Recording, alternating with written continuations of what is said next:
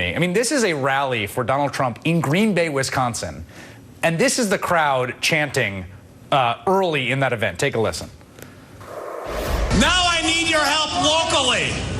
The Wisconsin Republican Party has set up 29 offices.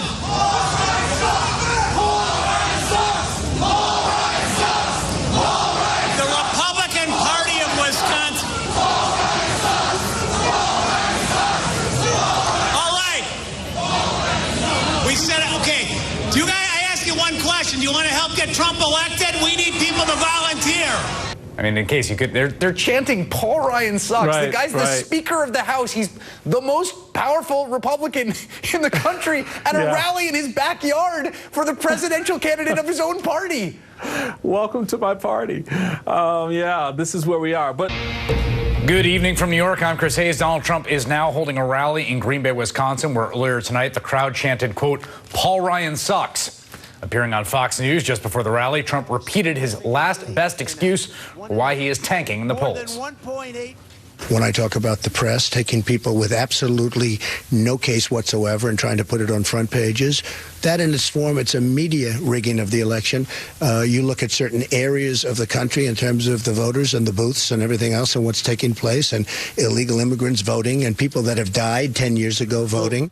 There's no specific examples he cited of that, and Trump's unprecedented insistence that the presidential election is being rigged, his baseless claim that there is now a conspiracy afoot involving thousands of officials of all political stripes to defy the American people and deny Trump the White House is such a massive departure from the norms of American political discourse, such a fundamental threat to the foundation of democracy that Trump's closest allies and advisors are trying to pretend Trump isn't actually saying what he won't stop saying. When he talks about a rigged election, he's not talking about the fact that it's going to be rigged at the polls. What he's talking about is that 80 to 85% of the media is against him. Well, I don't think he was saying the result was illegitimate. I think he was saying that there is a bias out there that has been against him. Trump's major complaint about the election is not polls. It's not at the poll level. It's at the news media level. This election is being rigged by the national media. The American people are tired of the obvious bias in the national media. That's where the sense of a rigged election goes here, Chuck.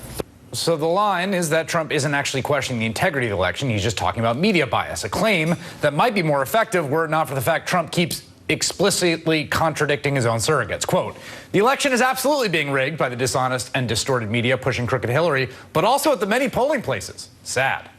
In response to Trump's rhetoric, House Speaker Paul Ryan made clear this weekend he is, quote, fully confident in the nation's election systems. His spokesperson saying in a statement, quote, our democracy relies on confidence in election results, and the Speaker is fully confident the states will carry out this election with integrity. America has a decentralized election system with elections run by the states, something that effectively makes it impossible to, quote, rig a national election, not to mention the fact the secretaries of state in many swing states are Republicans, who, it is safe to assume, are not seeking to throw the election for Hillary Clinton. One of those Republican secretaries of state, Jon Husted of Ohio, says it is utterly irresponsible for Trump to push the rigged election narrative. We have so many safeguards in place in our election system. It's bipartisan, it's transparent, and there's just no justification for concern about widespread voter fraud. Some Trump surrogates are trying to thread the needle by insisting Trump is talking not about widespread voter fraud, but rather voter fraud in, quote, inner cities where, black people vote. Do you want me to tell me that I think the election in Philadelphia and Chicago is going to be fair? I would have to be a moron to say that. I've found very few situations where Republicans cheat. They don't control the inner cities the way Democrats do. Numerous studies have found voter fraud to be a vanishingly small and rare phenomenon, including in inner cities. Putting that aside, Giuliani is trying to contain Trump's rhetoric to say that Trump isn't talking about large-scale voter fraud, but just fraud in certain areas, except, once again, Trump is blowing that up. Quote, of course, there is large-scale voter fraud happening on and before Election Day. Why do Republican leaders deny what is going on? So naive. Despite the entirely baseless nature of Trump's claims, they are gaining significant traction. A new poll finds that 41% of voters say the election could be stolen from Trump, including 73% of Republicans who think the election could be swiped from him. In a video posted today, Trump suggested the rigging goes beyond the nation's election officials, the media, and the pollsters, and the many women who have come forward on the record in the last week to accuse Trump of sexual assault, all the way to the top levels of our government. The Department of Justice, the State Department, and the FBI colluded, got together to make Hillary Clinton look less guilty and look a lot better. Trump's rhetoric is leading some of his supporters to conclude that legal participation in the voting system is a mug's game, and so they have no choice but to take matters into their own hands. I feel like Hillary needs to be taken out. If she gets into government, I'll do everything in my power to take her out of power, which if I have to be a patriot, I will. What does that mean? Take it any way you want to take it. I mean, that sounds like a threat. I think a patriot is. Is that a physical threat? I don't know, is it? I won't have to myself. Well, there's going to be probably a movement to where we will go and take them out of power. But it sounds like you're saying that it would be acceptable to assassinate a president. If she's corrupt, why should she be able to stay in office? Answer that question. Joining me now, MSNBC political analyst Michael Steele, former chair of the Republican National Committee. I mean, that's the fear, right, Michael, that to the extent that you essentially say that the legal mechanisms by which we establish elections are essentially rigged, you do, it seems, create the space for some segment of people to say, well, only thing left for us is something like revolution. No. No. I'm sure that gentleman is having a nice conversation with men in suits from Washington known as Secret Service agents. The reality of it is this kind of hyper-extended conversation in this election that is feeding this kind of negative thinking. Look, our system, are there flaws? Yes. Are there problems with it? Absolutely. But it's not to the point where we can't manage and control them, and it's certainly not something that if you lose an election, it's because it was rigged. Well, maybe your ideas weren't good enough, or maybe you were talking about something you shouldn't have been talking about and wasting the public's time, and they just weren't interested in what you were selling. That seems to be really what's animating this election more than anything else. So I think this conversation turning on the dime of, it's rigged, is just a bogus way of not dealing with the fact that you've actually failed to run a presidential campaign. And a lot of people feel that same way. Chris Christie basically saying that. Marco Rubio saying in a debate just now in his Senate debate with Patrick Murphy that, it's not rigged. He should stop saying that. It seems to me there's two things happening here. One is that it seems like he's laying down the story for should he lose, why it was. Does that strike you as part of what is happening, what's being crafted here? Oh, absolutely. No, there's always the plan B. And there's always, the art of the deal was not just about the deal that's on the table, but the deal behind that deal, the opportunity behind that. Yes. And that's really what this has turned into in some respects for a lot of people looking at this now, that this is setting up the second act, whether it is, as you've heard reported and talked about, some type of media empire. I don't know. But the reality of it is we're now stuck in this particular morass of an election.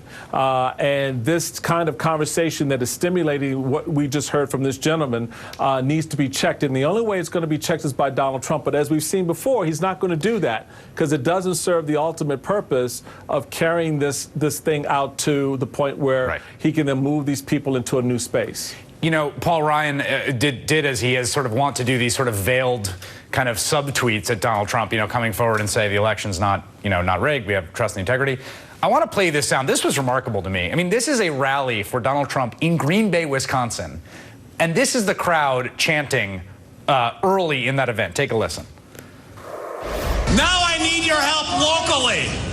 The Wisconsin Republican Party has set up 29 offices.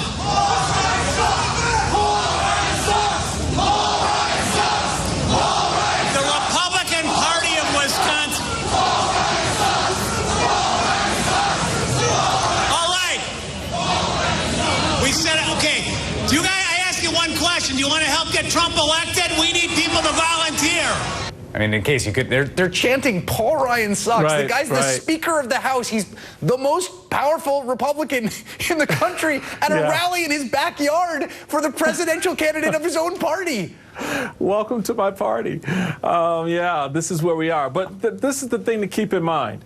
The folks that are in that room, remember, this guy said, I need you to volunteer to help get Donald Trump elected. They were more interested in singing Paul Ryan Sucks than they were volunteering to help get Trump elected. One. Two, Paul Ryan won with 80% of the vote in the last election, so in his primary. So the fact that he's, probably going to get close to that or better this fall, I think kind of takes care of itself. This, again, is part of feeding that narrative, that negative narrative out there about the establishment. I get it. I understand a lot of folks are ticked off at the establishment, and for many reasons that are good. But the way we're beginning to express this is detrimental for recovery and healing after this election. We got to think beyond just the moment in front of us, Chris. We got to think beyond that to, okay, what kind of Republican Party are we going to be if Donald Trump wins or if Donald Trump loses? And that's for me, is the bigger battle ahead. All right, Michael Steele, as always, thanks for your time. Appreciate it. You got it, buddy. Joining me now, Molly Ball, political correspondent for The Atlantic magazine. And look, we're going to talk in a little bit about this thread of the sort of trumped up threat of voter fraud that has been actually a theme for a long time. But this sort of specific allegation repeated tonight, illegal immigrants are voting. I mean, this is pretty uncharted waters in the context of an American national election.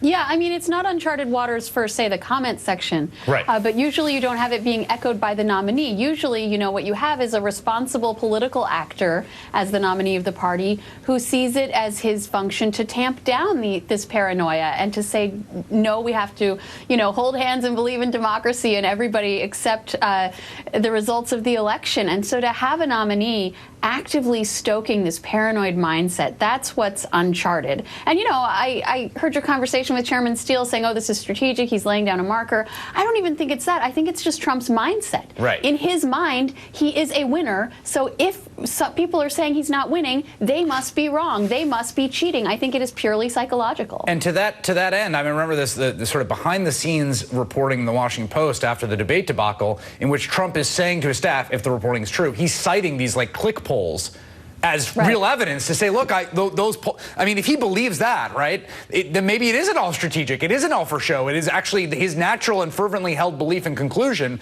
that he is winning and he is being done in. We've seen this before. I mean, look at what happened with Judge Curiel. He could not conceive that the law was against him. Right. So it must have been the case that the law was somehow cheating or that the judge, had something personal against him. It could not possibly be true in his mind that he was doing something that violated the law. The thing that I keep thinking about is legitimacy and how important legitimacy are to functioning democratic nations. An election really doesn't end when the votes are counted. It basically ends when the loser concedes. I mean, you can fight, you can file a million different motions in a million different courts, particularly if you have a national election. I mean, that's really what's at stake here, is that core legitimacy, which under the color of law, you can fight for a very long time. Yeah, well, I mean, look, let's not freak out about this too much, right? The people going to Trump rallies and saying incendiary things to reporters. I go to Trump rallies. I quote Trump supporters saying sometimes questionable things. They don't all sound like that, even at the rallies. And this is not, the mainstream of even the people who I think are voting for Donald Trump. I agree. So I don't think we should automatically panic and assume that people are going to take to the streets after the election. Yes, this is scary. Yes, he should not be stoking it. And it is alarming when you see in polls that the majority of Republicans believe it because he's telling him that.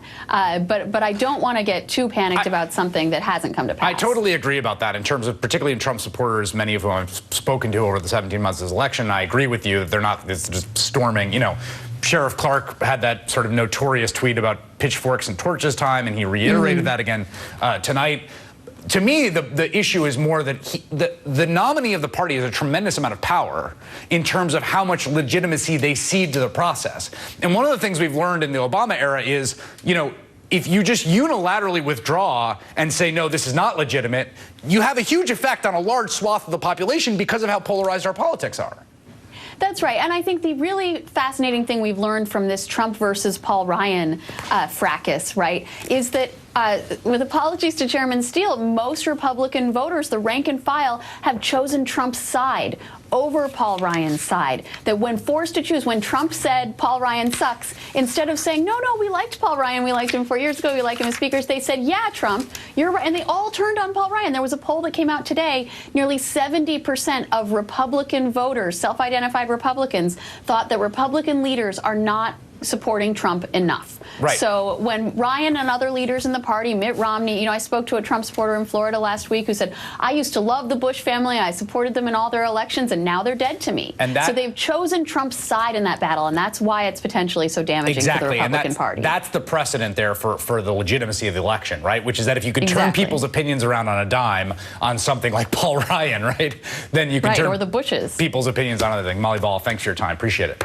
Thank you. Has set up 29 offices.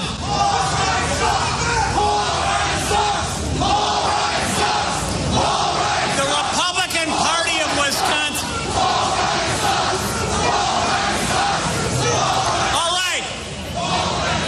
We said, okay, I ask you one question. Do you want to help get Trump elected? We need people to volunteer. I mean, in case you could, they're chanting Paul Ryan sucks. Right, the guy's the Speaker of the House. He's